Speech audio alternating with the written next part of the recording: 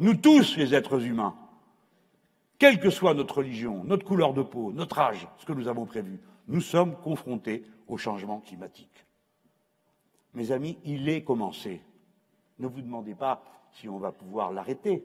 Ce n'est pas possible, ce n'est plus possible. Les engagements de la COP 21, déjà, qui ne seront pas tenus, prévoient 2 degrés de plus. Ils ont mis 1,5 degré d'augmentation pour faire plaisir aux îles qui ne pouvaient pas signer, parce que si on ne mettait pas 1,5, ça voulait dire qu'ils signaient, qu'ils étaient d'accord pour être noyés. On a mis 1,5. Mais quand on fait le total de ce que chaque État a prévu de faire, ça fait 3,5 degrés d'augmentation de la température. C'est intenable. Le climat va donc changer. Les courants froids et chauds dans les mers changent. En décembre dernier, la société de géologie, je crois, internationale, a donné un nouveau nom à la période dans laquelle nous vivons. Vous vous rappelez peut-être de l'école, le Pléistocène, le Tertiaire, le Quaternaire, ça, bon, d'accord. Ben, l'ère dans laquelle nous sommes, le moment dans lequel nous sommes, il l'appelle l'Anthropocène, c'est-à-dire la période où l'être humain change la nature. L'être humain, cette petite créature sans armes, sans griffes, l'être humain charrie plus de gravats que toutes les forces de la nature, les fleuves, les rivières, le vent, et ainsi de suite. Les traces sont incontestables. On les verra pendant 10 000 ans, 20 000 ans, 50 000 ans, 1 million d'années, il y aura encore la trace de ce que nous avons fait. De choses qui n'existaient pas et qui existent depuis, le plastique. Des choses qui n'existaient pas et qui existent depuis, le combustible nucléaire et les poussières nucléaires qui se sont répandues sur la totalité de la surface de la Terre. Maintenant, vous savez que tout le destin de l'humanité est dans les mains de l'humanité. Ce à quoi nous devons nous préparer, nous, c'est à affronter cette situation. Comment allons-nous faire? Chacun pour soi ou tous ensemble? C'est la vieille leçon, la première leçon que devaient tirer les premiers groupes d'êtres humains pour survivre. Qu'est-ce qui compte? Moi d'abord ou tous les autres avec moi?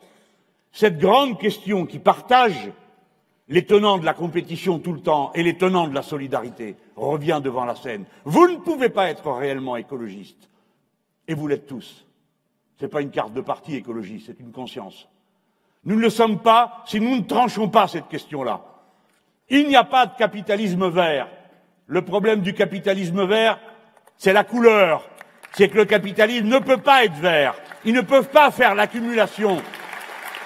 S'ils refusent l'investissement pour changer les machines, pour changer la production, pour changer le sort des travailleurs qui travaillent derrière ces machines, c'est ce défi qu'on va devoir relever.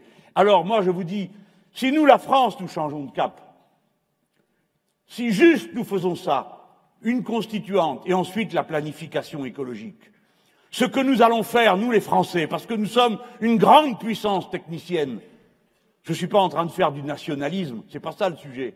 Nous sommes une grande puissance technique. Et vous savez pourquoi? Parce que nous avons eu une bonne école républicaine pour tous, parce que nous avons enseigné à tout le monde, y compris les gosses d'étrangers. Parce qu'on a fait ce choix-là, parce qu'on a bien traité les gens mieux qu'ailleurs. On a pu accumuler ce qui compte, la meilleure et la plus grande des richesses, le savoir, l'intelligence. C'est une richesse qui, plus vous la partagez, plus il y en a, au contraire de toutes les autres richesses. Le savoir qui va nous aider à répondre. Et nous sommes, parce que nous sommes cette nation-là, nous avons une responsabilité à l'égard du reste de l'humanité. En pensant à ces milliards d'êtres humains qui n'ont pas accès à l'eau potable, qui n'ont pas accès à l'énergie, nous pouvons, nous, parce que nous connaissons les process de production pour le faire, mettre en partage la science et la technique qui permettra à tous ces peuples d'avoir ce dont ils ont besoin en rompant avec l'ancien modèle d'accumulation. Parce que s'ils font tous comme nous, il n'y a plus de vie possible sur la Terre.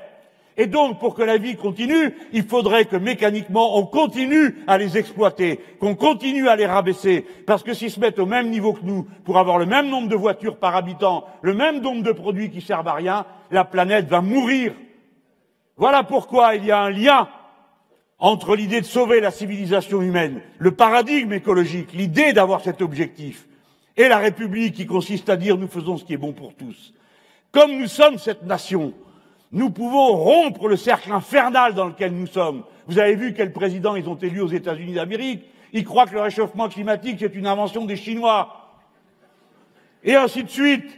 Tous ces gens ne s'occupent de rien. Les glaciers sont en train de fondre. Vous savez de quoi ils s'occupent? De savoir à qui appartient le sol qui est en dessous. Voilà pourquoi les uns les autres, les Russes, les Américains, les Danois, tout le monde avance ses navires de guerre pour dire ça c'est à moi. Autrement dit, toutes les conditions se réunissent d'une bataille du type du 19e siècle pour l'accès aux matières premières et aux territoires, alors qu'on est au 21e siècle et devant un péril majeur. C'est pourquoi nous serons cette puissance de paix, et parce que nous ferons ça, je vous dis, parce que nous ferons ça, ce sera un déclic, un événement tel qu'on peut dire le siècle commencera en 2017. Parce qu'en 2017, une des principales nations du monde aura rompu avec l'ancien système et se sera orientée vers les nouveaux horizons nécessaires à l'humanité tout entière. Exactement!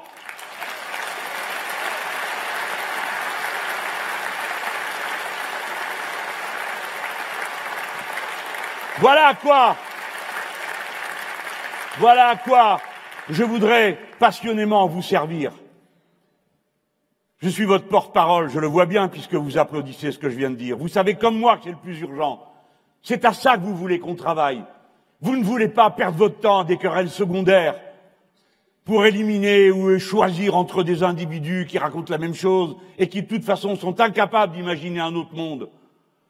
Vous savez, les périodes révolutionnaires, moi je plaide pour la révolution citoyenne, elles sont caractérisées par ça. Les élites ne croient pas qu'un autre monde soit possible. Ils n'arrivent même pas à l'envisager.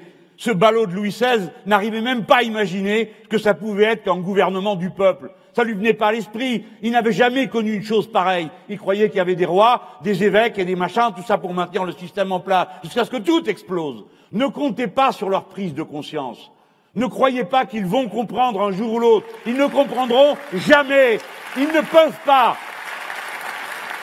Leurs intérêts, la logique dans laquelle ils sont, leur interdit de comprendre qu'il faut passer à autre chose, que les biens communs sont plus importants que les biens particuliers, que l'intérêt général humain est plus important que les intérêts particuliers.